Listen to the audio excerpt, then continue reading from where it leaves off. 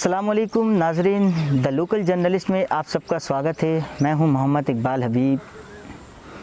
आज हमारे साथ मौजूद हैं ख़ास मुलाकात में जनाब सैयद रूहुल अमीन साहब, जो कि ऑल इंडिया माइनॉरिटी एसोसिएशन के जनरल सेक्रेटरी हैं। आइए इनसे हम आपको रूबरू कराते हैं और IMA से रिलेटेड तमाम चीज़ों पर चर्चा करते हैं। रूहुल अमीन साहब, आपका द लोकल जर्नलिस्ट में खैर मकदम है। ऑल इंडिया माइनॉरिटी एसोसिएशन, ये एक्चुअली क्या है? देखिए, AIMA all India minority association दरअसल एक नॉन पॉलिटिकल ऑर्गेनाइजेशन है। ये ऑर्गेनाइजेशन ज़्यादातर पिछड़े हुए वर्ग जो हैं, पिछड़े हुए लोग हैं, इन लोगों के ऊपर हम लोगों का हम काम करते हैं। ख़ास तौर से जो बंगाल पे दलित पिछड़े हुए माइनॉरिटी कम्युनिटी हैं, इन लोगों को कॉन्शियस भी करना हमारा संगठन का मकसद है। इसके अलावा भी सोशल वर्किंग, जैसे सोशल रिफॉर्मिंग है, सोशल समाज के अंदर जो लोगों के अंदर जो गलत फहमियाँ है, जैसे पोलियो के बारे में समझ लीजिए, या तो दूसरे कम्युनिटी जो है उन लोगों के बारे में, ये सारे काम हम हमारे संगठन से करते हैं। और एजुकेशन के ऊपर हम काम चर्चा करते हैं। एजुकेशन में जो लड़के स्कूल छूट हो जाते हैं उन लोगों के ऊपर भी हम काम करते हैं। और जो कम उम्र में जो माइनॉरिटीज़ लड़की लोग को शादी वगैरह में है, तो उनके फैमिलीज़ को हम लोग अवेयर करते हैं कि 18 साल से पहले। इस तरह से सोशल जितने पॉजिटिव जो साइड है, जो लॉ एंड ऑर्डर सरकार की तरफ से है, ये सारी चीज़ को हम काम करते हैं। सर, हमें सुनने में मिला है कि IMA की तरफ से ये लीगल एड्स भी प्रोवाइड की जाती है। जी, पश्चिम बंगाल को ले और पूरे पश्चिम बंगाल के साथ हिंदुस्तान में पूरे आज के दिन जो सबसे बड़ी मुश्किल है माइनॉरिटीज़ के लिए ख़ास तौर पे, ये है कि हमारे यहाँ पे आज लोगों को कानून पता नहीं है। और इसके ऊपर ज़्यादातर जो पुलिस वाले हैं, ये भी जुल्म करते हैं कभी कभार कि ये लोग लोगों को बगैर बेवजह उठा के ले जाते हैं। जैसे समझ लीजिए कि कोई फैमिली में कोई क्राइम किया, तो वो बंदा को नहीं मिला तो उसके बाप को, उसके फैमिली को उठा के ले जाते हैं। तो इस तरह के जो माहौल होता है, तो हम वो सारे फैमिली को लीगल एड प्रोवाइड करते हैं। और इलेक्शन के वक्त ख़ास तौर पे देखा जाता है कि कुछ लोगों को बेवजह केस दिया जाता है, गरीब आदमी इन लोगों को, अपोजिशन पार्टी की तरफ से। तो हमें ये सारे इतने फैमिली लोगों को हम लोगों की तरफ से आईनी जो सहायता है उसको दिया जाता है। चूँकि सर अभी कोविड-19 को लेके पूरे हिंदुस्तान में महामारी चल रहा है, लोग परेशान हैं। सरकारें, इंडिया कम से कम महीने भर से ज़्यादा हो गया लॉकडाउन पर है। तो बहुत सारे हिंदुस्तान की जो आबादी है वो माइग्रेंट्स हैं, जो डेली वेजेस में रहती हैं।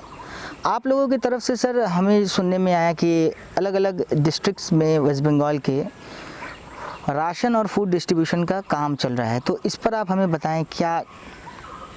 देखिए, ऑल इंडिया माइनॉरिटी एसोसिएशन के जो और एक खुसूसी बात है मैं बताना भूल गया था, वो ये है कि हम डिजास्टर सिचुएशन जो आता है समाज में, कोई भी डिजास्टर सिचुएशन होता है, जैसे कि फ्लड आ जाना, बाढ़ आ जाना, सैलाब आ जाना, या कहीं अर्थक्वेक हो जाए, तो ये सारे डिजास्टर सिचुएशन में हमारे संगठन के लोग काम पे उतर जाते हैं।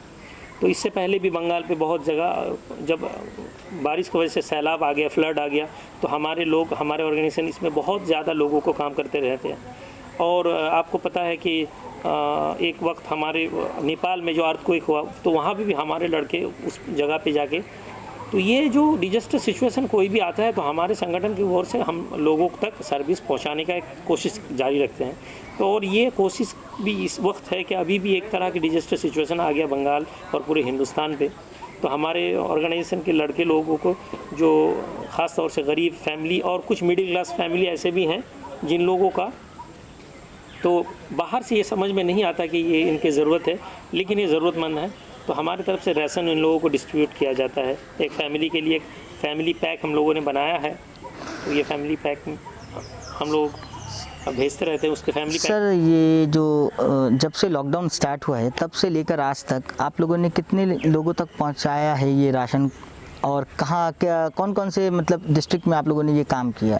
देखिए, लॉकडाउन शुरू हम लोग फुल फेज़ 1 अप्रैल से काम करना शुरू कर दिया। अभी तक हम मोर देन 50,000 फैमिली को हमने ये सर्विस प्रोवाइड किया और हमारे पूरा प्लान है रमज़ान के आखिर तक हम लोग 1 लाख फैमिली को ये फूड सर्विस प्रोवाइड करेंगे।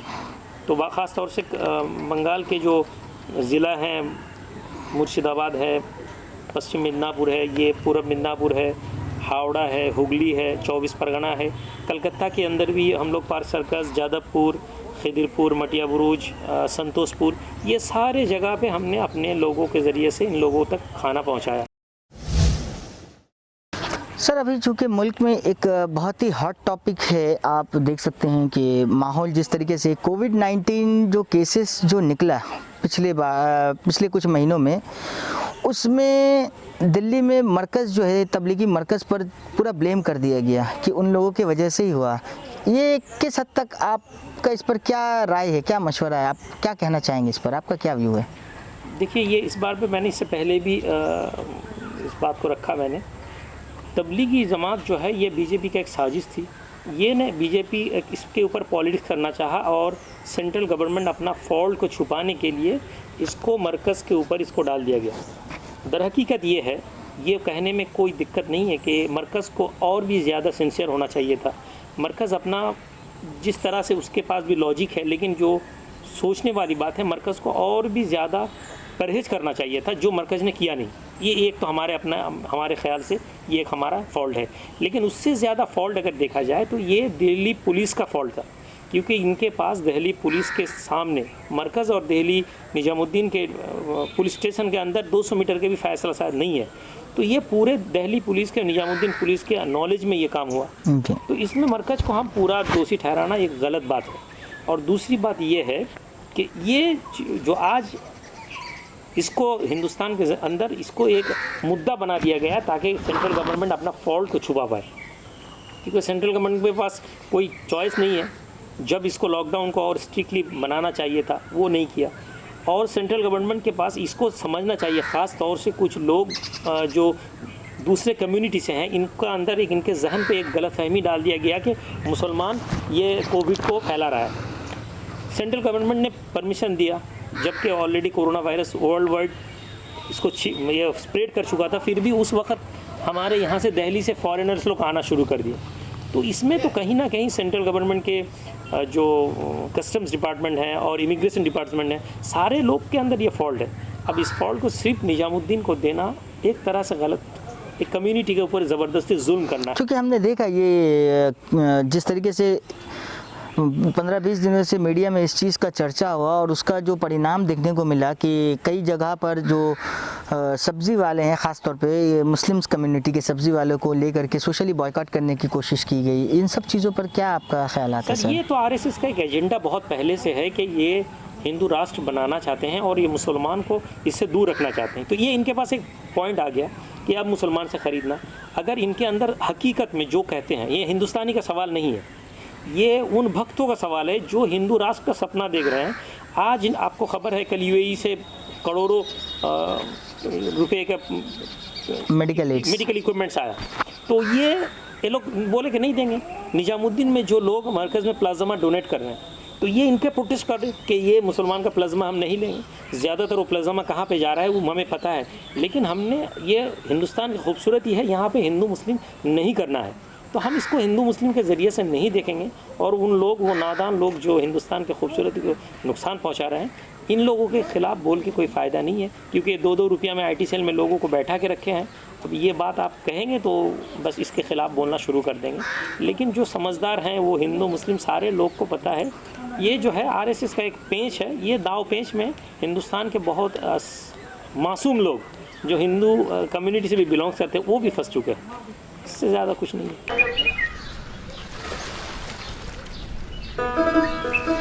আষাঢ়ের কোন ভিজা পথে এলো এলো রে এলো আমার ঘর ভাঙা শ্রাবণ, কোন ভিজা পথে এলো এলো রে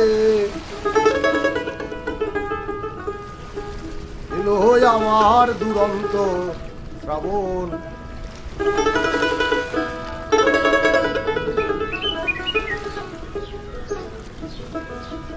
চুমনি নদীর ঘূর্ণিপাকে যেথা পড়ল চট, এই চরেতে বেঁধে ছিলাম বসতি এক ঘর।